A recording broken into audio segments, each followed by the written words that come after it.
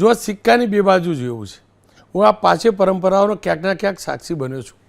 મેં જાતે જોઈ છે, રોમાંચ પણ છે અને એ પણ જોયું છે કે તમામ જ્ઞાતિના લોકો જોડાય છે. એ વાલમના હાથિયા ઠાઠું હોય ત્યાં અકસ્માત થયા છે પણ જોડાય છે બધા. રૂપાલની પલ્લીની અંદર એક એક કોમની ભૂમિકા છે, આ પણ હકીકત છે. બધાને આ પરંપરા જોડે છે. પણ એ પણ તો હકીકત છે કે જીવલેણ પણ તો છે.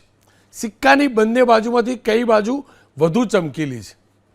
હું બે રીતે જોઉં છું. તમે વારંવાર આ પાંચે પરંપરાઓ માટે જે શબ્દ વાપર્યો કે બધા લોકો જાતિ ભેદ બધું ભૂલીને બધા સાથે હોય છે, આ વાતને સહેજ લંબાવવાની જરૂર છે.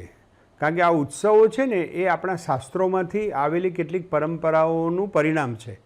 એટલે આપણે જેમ ઈશાવાસ્યમિદમ ઉપનિષદ એમ કહે છે, ઈશાવાસ્યમિદમ સર્વમ યત કિંચિત જગત્યામ જગત, આ જગતમાં જડ ચેતન બધા લોકો એક સાથે એક ઈશ્વરમાં રહેલા છે.